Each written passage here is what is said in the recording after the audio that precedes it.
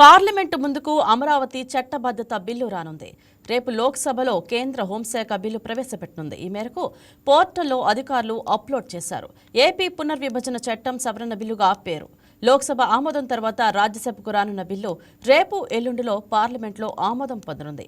ఈ నెల 28న అసెంబ్లీలో తీర్మానం చేసి కేంద్రానికి రాష్ట్ర ప్రభుత్వం పంపిన సంగతి తెలిసిందే.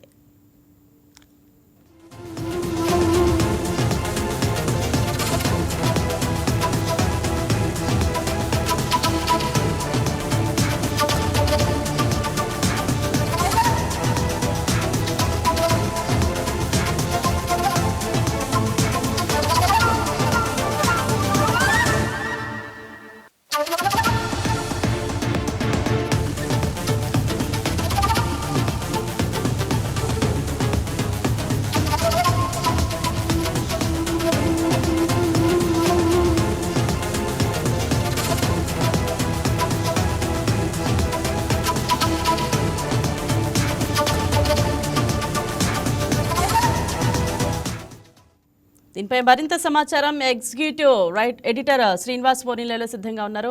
ఎస్, గుడ్ ఆఫ్టర్నూన్ శ్రీనివాస్, చెప్పండి. పార్లమెంట్ ముందుకు అమరావతి చట్టబద్ధత బిల్లు రానుంది. మీ దగ్గర ఉన్న అప్డేట్ ఏంటి? రేపు పార్లమెంట్ ముందు అమరావతికి సంబంధించి చట్టబద్ధత బిల్లు పార్లమెంట్లోకి రానుంది. ఇప్పటికే పోర్టల్లో దీన్ని పోస్ట్ చేయడం జరిగింది.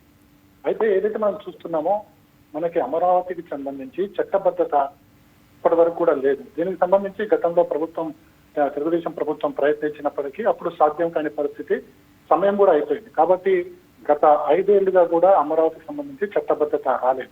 కాబట్టి ఈసారి చట్టబద్ధత ఖచ్చితంగా తీసుకురావాలనే ఉద్దేశంతోనే రాష్ట్ర ప్రభుత్వం మొన్న ప్రత్యేకంగా 28వ తారీఖున అసెంబ్లీ సమావేశాలు నిర్వహించింది. అసెంబ్లీ సమావేశాల్లో చట్టబద్ధత గురించి ఒక తీర్మానాన్ని కూడా చేసి కేంద్రానికి పంపించడం జరిగింది.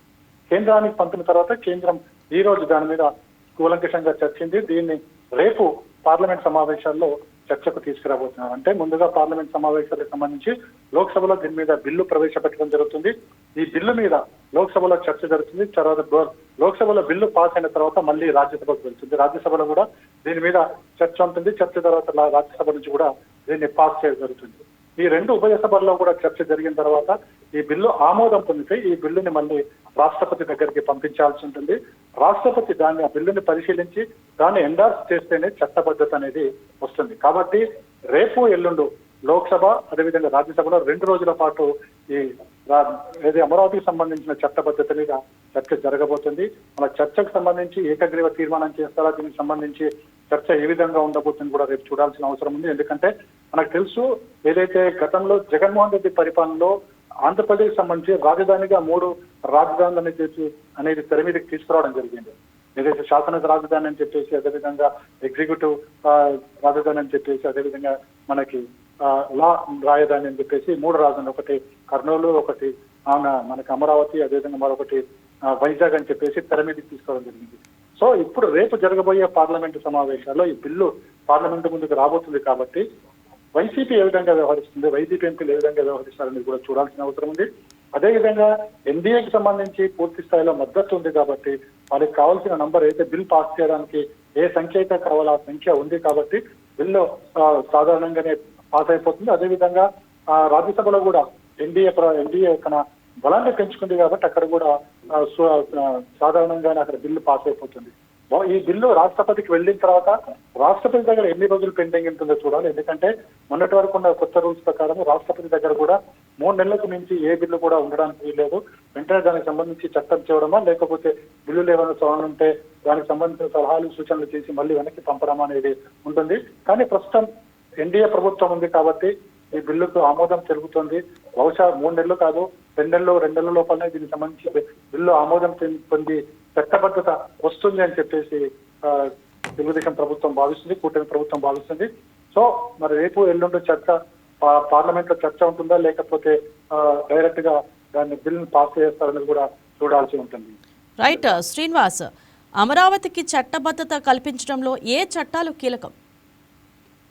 అంటే మనకి ఏదైతే చట్ట సవరణకు సంబంధించి చట్ట సవరణ చేయాల్సి ఉంటుంది మరొకసారి. ఎందుకంటే మనకి ఏదైతే రాష్ట్రం విడిపోయిన తర్వాత రాష్ట్ర విభజన చట్టంలో అమరావతికి సంబంధించి అంటే రాష్ట్ర రాజధాని ఆంధ్రప్రదేశ్ సంబంధించి రాష్ట్ర రాజధాని ఏది కావాలని చెప్పేసి గతంలో పూర్తి స్థాయిలో చర్చ జరిగింది. దీనికి సంబంధించి రాజధాని మనకి అమరావతి కావాలని చెప్పేసి కూడా గతంలో 2014లో తెలుగుదేశం ప్రభుత్వం దీనికి సంబంధించి ఒక చర్చ జరిపింది. అప్పుడే ఒక మనకి తీర్మానం కూడా చేయడం జరిగింది. ఆ తర్వాత జరిగిన పరిణామాలు చూసాము. ప్రభుత్వం మారింది, అదేవిధంగా వైసీపీ ప్రభుత్వం అధికారంలోకి వచ్చింది. అధికారంలోకి వచ్చిన తర్వాత మనకి ఏ విధంగా 3 రాజధానుల అంశం తెరపైకి రావడం జరిగిందో చూశాము. ఇప్పుడు కేవలం ఏదైతే ఈ బిల్లును ఈ తీర్మానం ఏతుందో ఈ తీర్మానాన్ని పార్లమెంట్కి సంబంధించి లోక్సభలో దీని మీద చర్చ జరగాలి. అక్కడ పాస్ అయిన తర్వాత ఎట్ ది సేమ్ టైం రాజ్యసభకు ఈ బిల్లును పంపించాల్సి ఉంటుంది.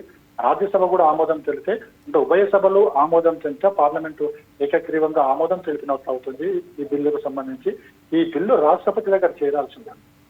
ఏ బిల్లు అన్నా సరే పార్లమెంట్ లో చర్చ జరిగిన తర్వాత ఆ బిల్లు రాష్ట్రపతి దగ్గరికి వెళ్తే రాష్ట్రపతి ఆమోద ముద్ర వేస్తేనే దానికి చట్టం అనేది వస్తుంది. కాబట్టి ప్రస్తుతం అమరావతికి సంబంధించి కూడా ఇదే తరహాలో జరగబోతుంది అని మనకు తెలుస్తుంది. Right, thank you Srinivas.